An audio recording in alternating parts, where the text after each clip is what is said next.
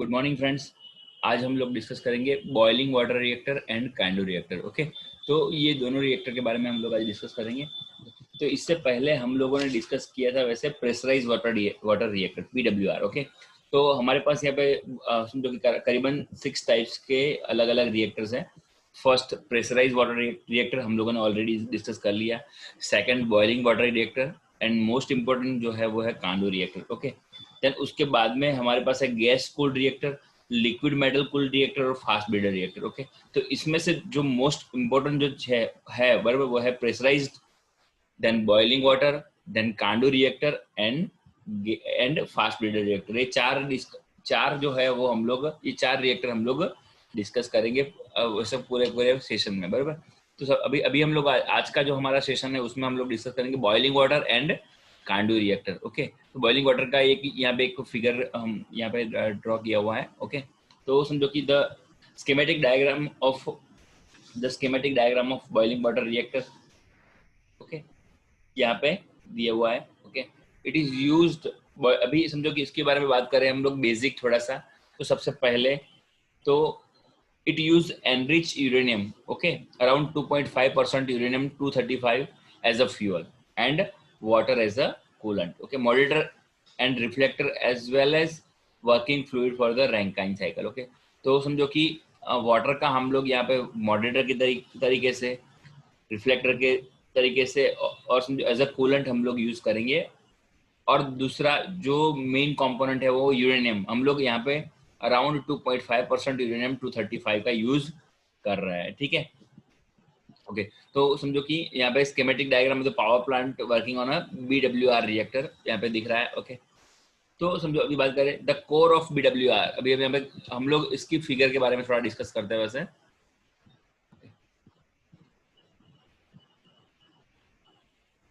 Okay, तो ये समझो यहाँ पे फिगर की बात करें। ओके, तो ये जो है वो समझो यहाँ पे कंट्रोल, ये रेड कलर के जो दिख रहा है हमको ये है हमारे कंट्रोल रोड से ये। ओके, देन ये जो है वो है मॉडरेटर।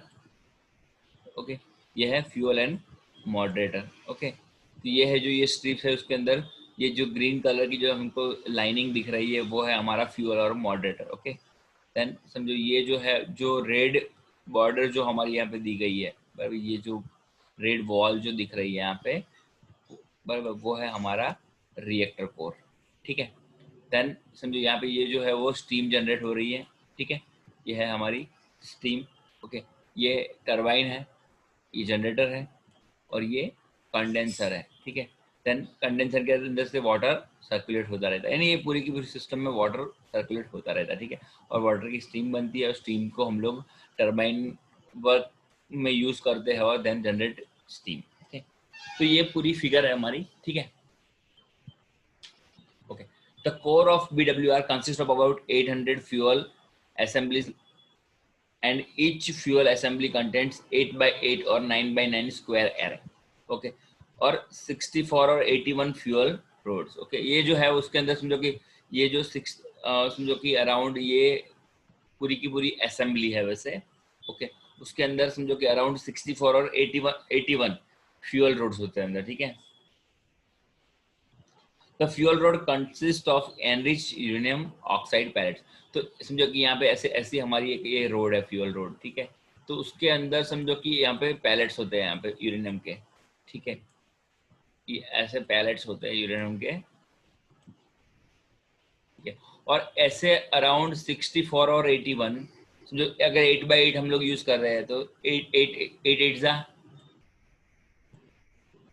64 बराबर। तो 64 अगर हम लोग 9 बाई 9 का एरे यूज कर रहे हैं, ठीक है, तो 9 जा 81। ओके, तो 81 एंड समझो इतने सारे अंदर फ्यूल रोड होते हैं और उसके अंदर छोटे छोटे पैलेट्स होते हैं। ठीक है, तो cooling water which is circulation, जो सिस्टम यहाँ पे सेम ही है कि जो ये जो हमारे यहाँ पे समझो कि ये बॉइलिंग वाटर रिएक्टर जो है यहाँ पे वाटर को समझो उसके नाम में ही है बॉइलिंग वाटर, यहाँ पे वाटर बॉइल हो रहा है। ठीक है, तो समझो कि the cooling water which is circulated in the reactor core, ये जो रिएक्टर कोर है हमारा उसके अंदर जो कूलिंग वाटर सर्कुलेट हो रहा है, okay, is heated around 285 degree and 70 बार।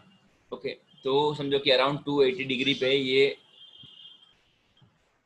और 70 बार प्रेशर पे। ओके, ये पूरी सिस्टम वर्क करती है। Okay, this water is converted into the saturated steam in a reactor by the transfer of heat release by the fusion. Okay, तो क्या होता है यहाँ पे, तो जो ये वाटर यहाँ पे जो अंदर सर्कुलेट कर रहा है, ये सिस्टम में पूरा वाटर यहाँ पे सर्कुलेट कर रहा है, ठीक है। तो वो वाटर यहाँ पे अराउंड 285 डिग्री सेल्सियस पे वर्क करता है।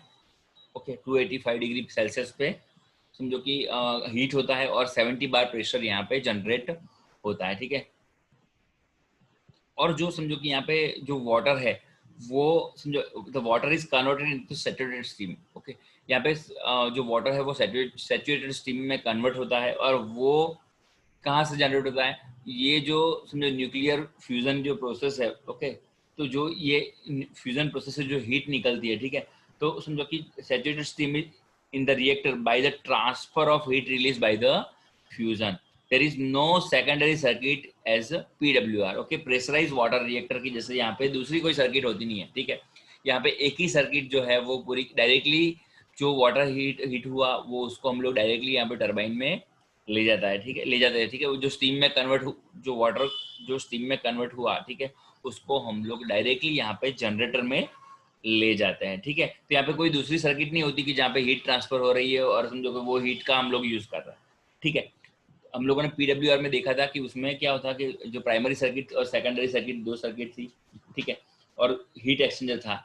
जो हीट एक्सचेंजर क्या है कि जो ये वाटर की जो हीट है वो ले लेता था और उसको हम लोग टरबाइन में यूज करते थे, ठीक है। ओके,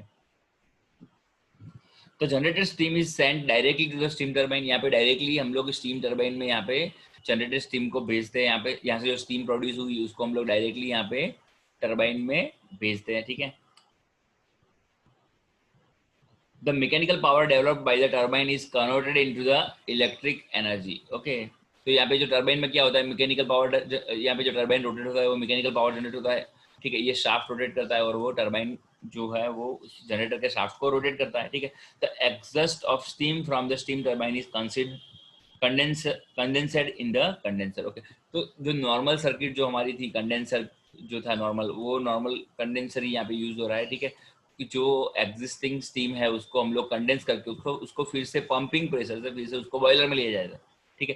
तो जो नॉर्मल जो हमारी स्टीम जो है, ओके, वो स्टीम आफ्टर टर्बाइन वर्क उसको बाहर उसको कंडेंसर में ले जाया जाता है। देन आफ्टर उसको क्या करता है, कूल करके वाटर फॉर्म में उसको फिर से कन्वर्ट किया जाता है, और देन वो वाटर को हम लोग फिर से यहाँ पे कहाँ पे हमारे रिएक्टर में हम लोग फिर से एज अ समझो कि फीड वाटर की तरह यहाँ पे यूज करते हैं, ठीक है, पंपिंग के थ्रू, ठीक है। The condensate is the return to the reactor vessel as a feed water by the feed pump. Just मैंने अभी डिस्कस किया. The control rods are inserted from the bottom of the core rather than the top as in the reactor. Okay. तो ये पूरी की पूरी जो हम लोगों ने वर्किंग अभी देखी वो बॉइलिंग वाटर रिएक्टर की थी। अभी उसके कुछ हम लोग एडवांटेजेस और डिसएडवांटेजेस डिस्कस करते हैं वैसे। ओके, तो ये बॉइलिंग वाटर रिएक्टर जो है अभी जो मैंने समझाया ये पूरा का पूरा यहाँ पे डिस्क्रिप्शन है उसका। ओके, अभी हम लोग उसके एडवांटेजेस की बात करते हैं, ठीक है। तो समझो pressure inside the reactor is less than PW, क्योंकि उसमें जो ये प्रेशराइज वाटर रिएक्टर नहीं है, ठीक है। तो यहाँ पे as compare to pressurise water reactor जो है वो यहाँ पे प्रेशर कम है, तो water is allowed to boil inside the reactor. Okay, तो अभी हम लोग समझो कि उसको वाटर को हम लोग इनसाइड द रिएक्टर हम लोग बॉइल करने के लिए अलाउ कर सकते हैं। Okay, therefore the reactor vessel can be much lighter than PWR। यहाँ पे जो वेसल है वो PWR से कम कम मजबूत है, ऐसा समझो कि लाइटर है, ऐसा यानी कम स्ट्रेंथ का है। Okay, and reduce the cost of pressure vessel considerably. Okay, तो यहाँ पे जो प्रेशर इसलिए इसका जो प्रेशर वेसल का जो कॉस्ट है वो कम है। Okay, it is eliminates the use of heat exchanger. यहाँ पे समझो PWR की जैसे यहाँ पे हीट एक्सचेंजर नहीं है, तो समझो कि द कॉस्ट ऑफ यहाँ पे भी कॉस्ट हमारी पंपिंग समझो पंप पाइपिंग की वो कम हो जाती है, ठीक है। The thermal efficiency of the reactor is 30% considerably higher than PWR। तो यहाँ पे जो थर्मल एफिशिएंसी है वो हायर है PWR से। Okay, the metal temperature remains low for given output condition. Okay, तो यहाँ पे मेटल टेम्परेचर है वो कम रहता है, ठीक है। ओके, अभी हम लोग डिसएडवांटेजेस की बात करते हैं। तो यहाँ पे समझो कि हम लोग डायरेक्टली वाटर का यूज कर रहे हैं, ठीक है, तो डिसएडवांटेजेस कुछ ना कुछ तो उसके हो गई। Okay, the steam living the reactor is slightly radio active, क्योंकि यहाँ पे समझो कि हम लोग डायरेक्टली जो वाटर अंदर वेसल में से जो वाटर, ये हमारा समझो रिएक्टर कोर है, वहां से हम लोग डायरेक्टली जो वाटर का यूज करके उसको हम लोग टरबाइन में यूज करते हैं, ठीक है। तो समझो कि therefore the slight shielding of the turbine and piping is necessary।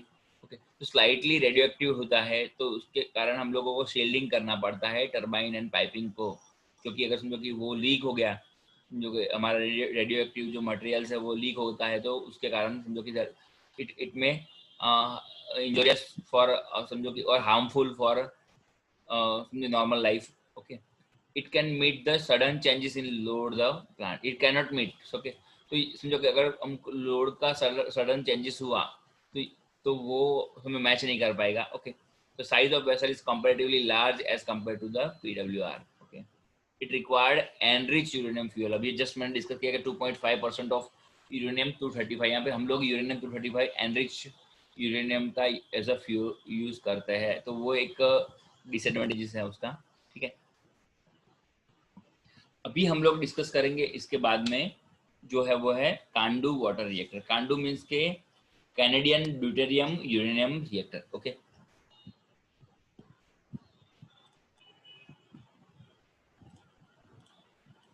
Okay, CANDU reactor का फुल फॉर्म है, हम लोग फुल फॉर्म सबसे पहले याद रखेंगे। ओके, तो कैनेडियम, ओके, CAN मीन्स के Canadian, Canadian deuterium and uranium. Okay, तो उसको कांडू का फुल फॉर्म है Canadian deuterium uranium reactor. Okay, तो कांडू के बारे में हम लोग अभी डिस्कस करते हैं। ये थोड़ा सा इंपॉर्टेंट क्वेश्चन है, बार बार एग्जाम में पूछा जाता है कांडू के बारे में। ओके, और अब तक का तकरीबन 7 से 8 बार जीटीयू की एग्जाम में ये पूछा गया क्वेश्चन है, तो यानी फ्रिक्वेंटली ऑल्टरनेटिव सेमेस्टर में ये पूछा जाता है, ठीक है। तो CANDU reactor was the first design and developed in Canada, इसलिए उसको कैनेडियन ड्यूटेरियम यूरेनियम बोलते हैं इसलिए। ओके, तो ये सबसे पहले कनाडा में ये इन्वेंट हुआ था, डिजाइन एंड डेवलप हुआ था। It use natural uranium. सबसे बहुत ही बड़ी बात इसकी है ये है कि इसमें हम लोगों को प्रोसेस यूरेनियम की जरूरत नहीं पड़ती है। ये समझो नेचुरल यूरेनियम जो 0.7% ऑफ यूरेनियम 235 का हम लोग यूज करते हैं यहाँ पे, तो it use natural uranium as a fuel and heavy water. Heavy water means के D2O। Okay, D2O। Okay, heavy water का हम लोग यहाँ पे as a moderator coolant reflector हम लोग यहाँ पे यूज करते हैं। ओके, तो यहाँ पे समझो कि मॉडरेटर रिफ्लेक्टर की तरह पे हम लोग कूलेंट की तरह हम लोग क्या यूज करते हैं, हैवी वाटर का यूज करते हैं, ठीक है।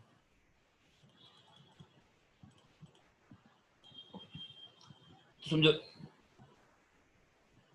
those reactors are more economical to those countries which do not produce enriched uranium, as the enrichment of uranium is very costly। okay, तो समझो कि वो ये जो इसलिए बनाया गया है ये रिएक्टर कि यहाँ पे हम लोगों को कोई भी समझो प्रोसेस यूरेनियम की जरूरत नहीं पड़ती है, ठीक है। कि समझो कि हम लोग नेचुरल यूरेनियम जो हम लोगों को डायरेक्टली मिलता है अर्थ में से, बराबर, वो यूरेनियम का हम लोग डायरेक्टली यूज कर सकते हैं यहाँ पे। और वो कंट्री के लिए है जिन लोगों को समझो कि एनरिचमेंट की जो कॉस्ट है वो ज्यादा लगती है, समझो कि जो लोग प्रोसेस यूरेनियम का यूज ज्यादा नहीं कर पाते, उसके लिए ये समझो कांडू रिएक्टर इन्वेंट किया गया था। ओके, क्योंकि एनरिचमेंट जो है यूरेनियम का वो बहुत ही कॉस्टली है, बराबर। तो the arrangement of the different components of कांडू reactor power plant is shown in figure. Okay, हम लोग उसका अरेंजमेंट एक बार देख लेते हैं। ओके, तो यहाँ पे जो ये है वो रिएक्टर कोर्स है। ओके, ये हमारे हीट एक्सचेंजर्स है, यहाँ पे ये हमारे हीट एक्सचेंजर्स है। ओके, ये हमारा रिएक्टर कोर है, ठीक है। ये है, ये जो राउंड यहाँ पे दिख रहा है वो है हमारा स्टीम कलेक्टर है, वहाँ पे स्टीम कलेक्ट हो रही है। ओके, देन जो कलेक्टेड स्टीम है उसको सबसे पहले HP लोपी। ओके, तो ये जो है हमारा HP टरबाइन जो है और लोपी यानी हाई प्रेशर और लो प्रेशर टरबाइन में हम लोग उसको यूज करते हैं, देन जनरेटर स्टीम जनरेट करते हैं, ठीक है। और देन जो जो लो प्रेशर टरबाइन के बाद जो हमारी स्टीम जो समझो कि लो प्रेशराइज जो स्टीम है, ठीक है, वो हम लोग कंडेंसर में उसको फिर से कूलिंग करके पंपिंग करके फिर से हम लोग यहाँ पे भेजते हैं, कहाँ पे, फीड वाटर की तरह, ठीक है। तो ये समझो कि ये पूरा का पूरा कांडू रिएक्टर का एक यहाँ पे फिगर दी हुई है। ओके, तो अभी हम लोग समझो discuss okay, the fuel in the reactor is normal. Okay, तो यहाँ पे समझो कि एनरिच नहीं है, हम लोग नॉर्मल फ्यूअल को हम लोग यहाँ पे यूज करते हैं, ठीक है। Okay. The fuel in a reactor in normal uranium oxide in the form of small cylindrical pellet। तो ये जो है वो हमारा समझो कि ये हमारी प्रेशराइज फ्यूल ट्यूब है। ये जो वर्ड ये जो हमारी हॉरिजॉन्टल ट्यूब यहाँ पे दिख रही है वो हमारी ट्यूब से, उसके अंदर पैलेट्स होते हैं नॉर्मल यूरेनियम के। ओके, सिलिंड्रिकल पैलेट्स हैं हमारे। Okay, the pellets are pack in a corrosion resistance zircaloy, alloy of zirconium है वैसे। ओके, इसको हम लोग जिरकोली बोलते हैं वैसे। The pellets are packed in a corrosion resistant zircaloy alloy of the zirconium tubes nearly 0.5 meter long and 1.3 meter diameter of two from the fuel ray। इसकी specification वैसे कि इतनी साइज की ट्यूब होती है, 1.5 metre long and 1.3 metre diameter इसका होता है to from the fuel rod। Okay, the relatively short rods are combined in the bundle of 37 rods and 12 bundle are placed। Okay, तो समझो कि एक बंडल में 37 रोड होते हैं, ऐसे 12 बंडल को यूज करते हैं। ओके, एंड ईच एक ट्यूब में उसके अंदर ये इतने नंबर ऑफ समझो कि बंडल्स को हम लोग उसके अंदर 12 बंडल को उसके अंदर डालते हैं। Okay, the total mass of fuel in a core is about 97,000 kg। तो ये जो कोर के अंदर जो टोटल जो हम लोग यूरेनियम फिल करते हैं, ओके, वो around 97,000 kg। Okay, the reactor vessel consist of large horizontal cylindrical tank. Okay, ये है large horizontal cylindrical tank of steel called calandria, containing containing heavy water as a moderator। Okay, the vessel is penetrated by around 380 horizontal channels called the pressure tubes। Okay, तो इसमें जो कि उसकी technical specification है। Okay, तो pressure tubes are design to withstand high internal pressure of the coolant. Okay, तो ये जो पूरा जो समझो हमारा जो हाई इंटरनल प्रेशर को समझो, प्रेशर ट्यूब जो है हमारी, बराबर, प्रेशर ट्यूब को हम लोग समझो कि हाई इंटरनल प्रेशर को समझो वो सस्टेन कर पाए, ऐसी डिजाइन की करते हैं। The tube contains fuel elements and pressurised coolant. Okay, तो समझो कि ट्यूब जो है वो the tubes contain fuel elements and समझो pressurised coolant flow along the tubes and around the fuel element to remove the heat generated by the fusion। Okay, तो यहाँ पे जो समझो कि जो ट्यूब्स है उसके अंदर से हीट जो जनरेट हो रही है उसको हम लोग यहाँ पे कलेक्ट करते हैं। ठीक है, ये हमारी हैवी वाटर सर्किट जो है वो पूरी की पूरी, बराबर। ये है हमारी हीट एक्सचेंजर्स। ओके, यानी अंदर उसके अंदर पूरा का पूरा समझो यहाँ पे पंप लगाए हुए हैं, देखो ये, बराबर। तो ये ट्यूब के अंदर जो है वो हैवी वाटर जो है रोटेट करता रहता है और वो स्टीम को जो हमारे जो अंदर पैलेट्स और जो हमारे यूरेनियम के जो है, बराबर, जो ट्यूब्स है सिलिंड्रिकल प्लेट पैलेट्स है, बराबर, उसको हम लोग उसको अगर समझो जब ये हीट जो करता है, ठीक है, तो जो हीट है वो वाटर यहाँ पे ले लेती है। ठीक है, तो वो हीट को यहाँ पे हीट एक्सचेंजर में एक्शन किया जाता है और कलेक्ट किया जाता है यहाँ पे ड्रम में। ठीक है, ये ड्रम में हीट को कलेक्ट किया जाता है। ठीक है, ये है हमारे स्टीम कलेक्टर ड्रम जो है उसके अंदर उसको कलेक्ट किया जाता है। ठीक है, ओके, तो यहाँ पे क्या है कि pressurise heavy water use as a coolant leaves the reactor core around 300 degree. तो यहाँ पे जो हैवी वाटर है वो 300 डिग्री तक गर्म हो जाता है। ठीक है, एंड 100 बार प्रेशर, यानी इतनी ज़्यादा 100 बार प्रेशर से वो और 300 डिग्री सेंटीग्रेड टेम्परेचर ले लेता है। Okay, as in PWR this heated pressurise heavy water transfer to the heat exchanger. Okay, तो वो हीट एक्सचेंजर में हीट एक्सचेंज करता है। ठीक है, where the ordinary water is boiler और where the ordinary water is boiler is finally converted steam around 40 bar and 250 degree. यानी normal जो बॉयलर है वो 40 डिग्री और समझो 40 बार और 250 डिग्री जितना गर्म होता है। ओके, और ये around 300 degree and 100 bar pressure पे ये हीट होता है। ठीक है, the steam is supplied to HP and low P steam. अभी बात कर रहे हैं हम लोग जो स्टीम हम यहाँ से जो निकल रही है, ठीक है, उसको एचपी यानी हाई प्रेशर टर्बाइन और लो प्रेशर टर्बाइन में, यानी समझो हाई प्रेशर टर्बाइन यानी ये बड़ी साइज का टर्बाइन होता है। ठीक है, वो हाई प्रेशर स्टीम के लिए डिजाइन किया हुआ होता है। देन आफ्टर उसमें से जो समझो कि अगर ये जो हाई प्रेशर स्टीम है वो हाई प्रेशर टर्बाइन में से आउटपुट में समझो कि लो प्रेशर स्टीम निकलती है, देन उसको लो प्रेशर टर्बाइन में यूज किया जाता है। ठीक है, और ये ऐसे high pressure and low pressure की सीक्वेंस में स्टीम की हीट को यूज किया जाता है। ठीक है, स्टीम जो हमारी स्टीम है उसको यूज किया जाता है। ठीक है, देन आफ्टर उसको समझो कि ये दोनों टर्बाइन है वो जनरेटर को रोटेट करने में हेल्प करते हैं, यानी ऐसे हमारा जो मैकेनिकल एनर्जी है उसको इलेक्ट्रिकल एनर्जी में जनरेटर में कन्वर्ट किया जाता है। ठीक है, देन आफ्टर समझो कि जो लो प्रेशर टर्बाइन हमारा है, ठीक है, लो प्रेशर टर्बाइन जो है उसको समझो कि उसमें से जो स्टीम निकलती है, ओके, लोग एकदम समझो लो प्रेशराइज स्टीम को फिर से कंडेंसर में ले जाया जाता है और कंडेंसर में उसको कंडेंसेट किया जाता है। देन आफ्टर स्टीम को वाटर में कन्वर्ट किया जाता है। ठीक है, देन जो वाटर निकलता है कंडेंसर में से समझो कि उसको एज अ हम लोग फीड वाटर यूज करते हैं। ठीक है,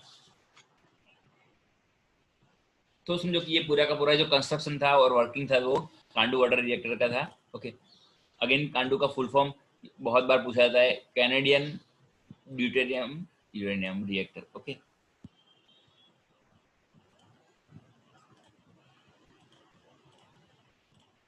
ओके, अभी हम लोग एडवांटेजेस की बात करते हैं इसमें। तो समझो सबसे पहले fuel not needs to be enrich, यहाँ पे कोई भी फ्यूल को एनरिच करने की जरूरत नहीं पड़ती, तो हम लोग डायरेक्टली नेचुरल यूरेनियम का यूज कर सकते हैं। The reactor vessel may built to withstand low pressure compared with the PWR and BWR and only fuel tubes designed to withstand high pressure। यहाँ पे सिर्फ फ्यूल ट्यूब को ही ज़्यादा इंपॉर्टेंस दिया गया है, उसको हाई प्रेशर के लिए डिजाइन किया गया है, रिएक्टर वेसल की जरूरत नहीं है। तो उसमें जो cost of vessel is very less, यहाँ पे जो वेसल का जो कॉस्ट है वो कम हो जाता है। ओके, यहाँ पे कोई भी कंट्रोल रोड की रिक्वायरमेंट नहीं होती है, तो यहाँ पे कंट्रोल रोड की जरूरत नहीं पड़ती है। ठीक है, तो नो कंट्रोल रोड्स रिक्वायर्ड। ठीक है, the moderator can be kept low temperature which increase its effectiveness in slowing down neutrons। Okay, तो मॉडरेटर यहाँ पे कम लो टेम्परेचर पे होता है, तो समझो कि ये वो स्लोइंग डाउन जो न्यूट्रॉन्स को स्लोइंग डाउन करने के लिए वो ज़्यादा कैपेबल है। ओके, तो विच इंक्रीज द इफेक्टिवनेस, उसकी इफेक्टिवनेस ज़्यादा होती है as compare to other reactor. Okay, then समझो की बात करें shorter period required site construction as compare to the PWR and BWR। Okay, तो यहाँ पे साइट जल्दी हम लोग कंस्ट्रक्ट कर सकते हैं, क्योंकि यहाँ पे बहुत ज़्यादा समझो साइट समझो कि as compare to PWR and BWR, समझो कि उसकी सिर्फ यहाँ पे हमको प्रेशराइज ट्यूब जो है हमारी उसको ही ज़्यादा अच्छा बनाना होता है। ठीक है, यानी कॉस्ट ओवरऑल ये कम होती है। ठीक है, अभी हम लोग बात करते हैं डिसएडवांटेजेस की।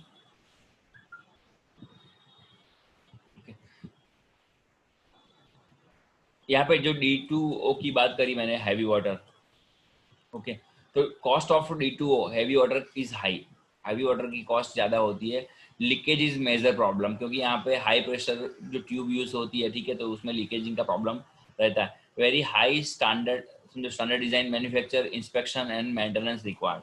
ओके, तो यहाँ पे मेंटेनेंस और जो उसमें इंस्पेक्शन और जो देखने की जरूरत ज़्यादा पड़ती है। ठीक है, then power density is low as compare to PWR and BWR। Okay, it's it require large size of reactor. अगर हम लोगों को ज़्यादा सेम पावर फैक्टर के लिए, पावर डेंसिटी के लिए ज़्यादा बड़ी साइज का यहाँ पे रिएक्टर को बनाना पड़ेगा। ओके, तो हम लोग कंप्लीट करते हैं कांडू रिएक्टर के बारे में। ओके, नेक्स्ट हम लोग डिस्कस करेंगे fast breeder reactor next lecture में। ओके, थैंक यू फ्रेंड्स, आज के लिए इतना काफ़ी है। ओके।